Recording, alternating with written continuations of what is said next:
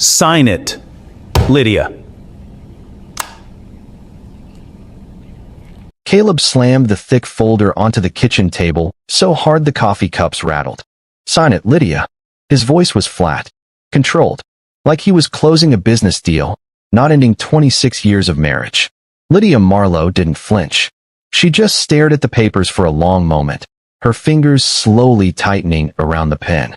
You picked this table on purpose? She asked quietly. Caleb exhaled impatiently. Don't start. I don't want drama. A bitter smile touched her lips. You don't want drama, after building one behind my back for months? A silence dropped. Caleb's jaw tightened. That's not what this is about. Lydia finally looked up at him. Then what is it about, Caleb? He hesitated for half a second too long. Then he said it. I'm in love with someone else. The words didn't break her. That was the strange part.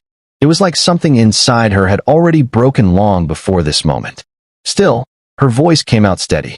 Marina Vale. His eyes flickered. That was enough confirmation. Lydia nodded slowly. How long? Caleb looked away. It doesn't matter. She let out a soft laugh. It always matters when it's my life being rewritten. From upstairs, a door creaked. Their son was away at college. The house was too quiet for something so violent. Lydia picked up the pen. Caleb straightened slightly, almost relieved. You're doing the right thing, he said. She paused. No, Caleb. I stopped doing the right thing for you years ago. I'm just finishing it now. She signed. One stroke. Then another. Then the final one. The sound of pen lifting off paper felt louder than any scream. Caleb slid the folder back immediately, as if afraid she might change her mind. That's it then, he said. That's it, Lydia replied. He grabbed his coat. Marina and I are moving in together next week. Lydia didn't react. At the door, he hesitated. You'll be fine. You always are. She looked at him one last time. That's the problem, Caleb. You thought I being fine meant I wasn't breaking. The door closed. And just like that, 26 years ended without applause. That night, Lydia sat alone in the dim living room. No tears came. Only silence. Then her phone buzzed. A message from an unknown number. Mrs. Marlowe, I believe you should contact me regarding your late father's estate. Dorian Hale. Her chest tightened slightly at the name. Her father, Elias Wren, had been a quiet man. A watchmaker. A man who fixed broken things without talking much. He had been gone for 2 years. Before he died, he gave her a sealed wooden box. She had never opened it. Now, for reasons she didn't fully understand, she stood up and went upstairs. The box was still there under her bed. Dusty. Untouched. Her fingers hesitated before opening it. Inside was a letter. Her father's handwriting. When your life stops feeling like yours, call Dorian Hale. Trust him more than you trust silence. Lydia sat down slowly. This is ridiculous, she whispered. But her hands were already dialing the number. The next morning, a black car pulled up outside her house in Redwood Harbor. A man stepped out. Older. Calm. Expensive suit, but not flashy. Mrs. Marlowe, he asked. Yes. I'm Dorian Hale. He didn't waste time with small talk. I worked with your father for over 30 years. Lydia crossed her arms. My father repaired clocks. Dorian nodded. That's what he wanted people to believe. She frowned. What are you talking about? He opened a folder. Elias Wren built something far larger than clocks. He slid a document toward her. Lydia glanced at it, then froze. Land assets. Investments. Holding structures across multiple states. This is fake, she said immediately. Dorian shook his head. It isn't. She looked up sharply. Then whose is it? He paused. Yours. A long silence followed. Lydia gave a short, disbelieving laugh. No. No, my father lived in a small workshop and fixed broken watches. He didn't. This doesn't make sense. Dorian leaned forward slightly. Your father was the silent architect of one of the largest private investment networks in the country. She stood up abruptly. Stop. He didn't. He built it quietly for over 40 years. No public name. No exposure. Just growth, reinvestment, and land acquisition. Lydia's voice shook slightly. Why? Dorian looked at her carefully. Because he didn't trust the world to protect someone like you. Her breath caught. Then he said the words that changed everything. The total estimated value is approximately $3.7 billion. The room didn't feel real anymore. Lydia sat back down slowly. You're telling me I'm a billionaire? Dorian nodded. Yes. She stared at him, then whispered, almost to herself. While I was folding laundry and apologizing for being tired, Dorian didn't interrupt. Lydia suddenly stood again. This is insane. If this were true, I would have known something. I would have. You were never meant to carry it before now, Dorian said calmly. That silence hit harder than any argument. Her phone buzzed again. A message from Caleb. Don't forget to forward the insurance papers. She looked at it, then back at Dorian, and slowly, something shifted in her expression. Not joy, not anger, something far colder. Tell me everything, she said. Dorian nodded once. As your father intended. And for the first time since the divorce papers were signed, Lydia Marlowe stopped feeling like something had ended, and started realizing something far bigger had just begun. The next few weeks passed in a strange silence. Lydia Marlowe didn't tell anyone. Not her friends. Not her son. Not even the neighbors who still waved at her like she was just another quiet woman in a quiet house in Redwood Harbor. But everything in her life had already changed. Dorian Hale came and went like a shadow, bringing documents, explanations, and truths that felt heavier each time she heard them. One afternoon, Lydia sat across from him in her living room, her arms folded tightly. I still don't understand why my father hid all of this, she said. Dorian placed a thin file on the table. He didn't hide it from you. He protected it for you. Protected it from what? Dorian's eyes held hers. From people like your husband. The words landed cleanly. Lydia didn't react immediately. Then she exhaled slowly. Caleb doesn't even know what I have. Dorian nodded. And that is why he will lose everything he thinks he controls. That night, Lydia stood in front of her mirror for a long time. She barely recognized herself anymore. Not because she looked different, but because something inside her no longer felt small. For the first time in years, she didn't feel like she was waiting for permission to exist. Her phone rang. Caleb. She answered. His voice was casual, almost bored. You didn't forward the insurance documents. Lydia stayed quiet for a moment. Then she said softly, Caleb, do you ever think about me when I'm not useful to you? A pause. What kind of question is that? She smiled faintly. I think I just answered mine. He sighed. Lydia, don't make this weird.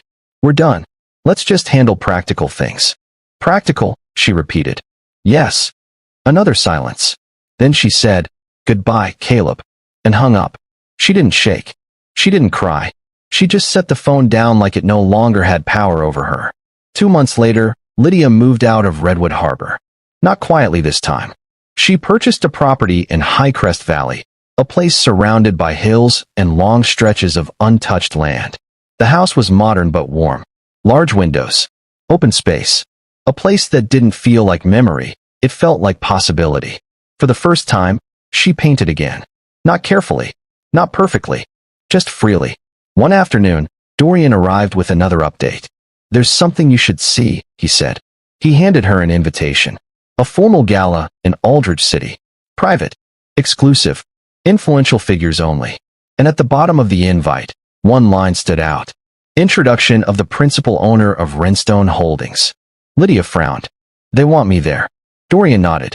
It's time people know who you are. She looked at the invitation for a long moment, then quietly said, Caleb will be there.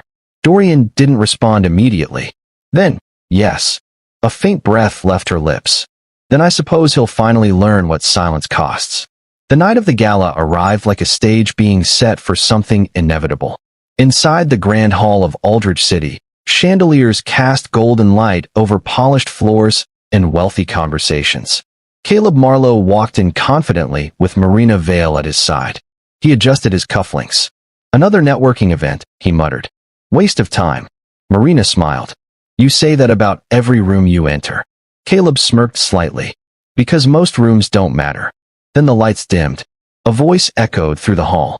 Ladies and gentlemen, please welcome the trustee of Renstone Holdings. Caleb barely looked up. Until he did. Lydia Marlowe stepped forward. The room shifted instantly. Whispers spread like fire. Who is that?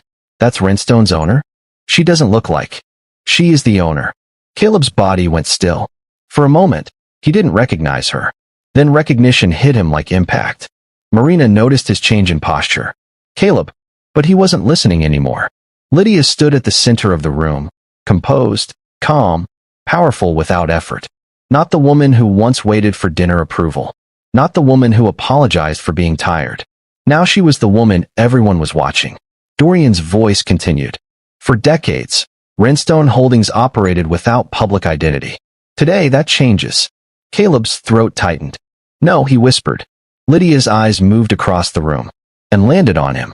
No surprise. No anger. Just recognition. Caleb took a step forward instinctively. Lydia. She didn't move toward him. He pushed through the crowd. I didn't know, he said quickly. If I had known. Lydia raised a hand slightly. And he stopped. The silence between them was heavier than anything said so far. You didn't know, she repeated softly. Caleb nodded desperately. I made a mistake. A terrible one. But we can fix this. A few guests turned to watch. Marina stood frozen behind him, suddenly aware of everything shifting. Lydia studied him for a long moment. Then she spoke. You didn't lose me today, Caleb. He exhaled slightly, hope flickering. You lost me long before you signed those papers. That hope collapsed. I just didn't know my own value at the time you stopped seeing it.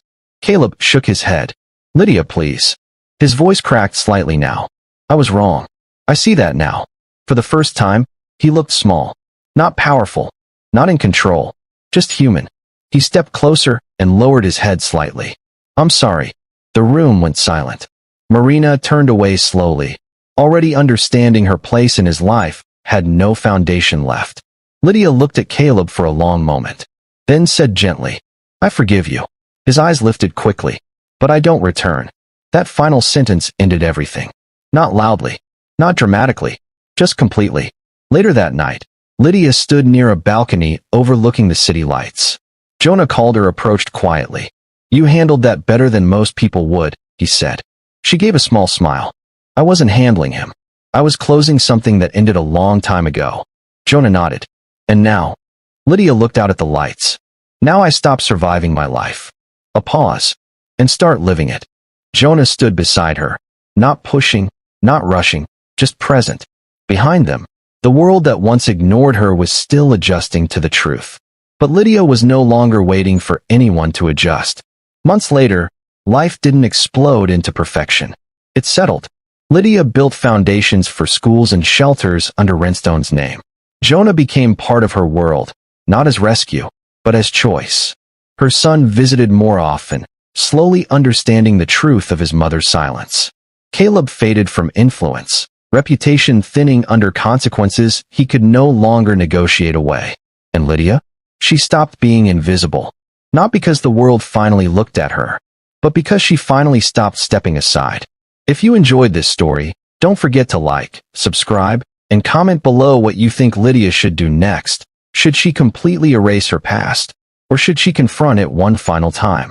And remember, sometimes the quietest person in the room is the one holding the most power.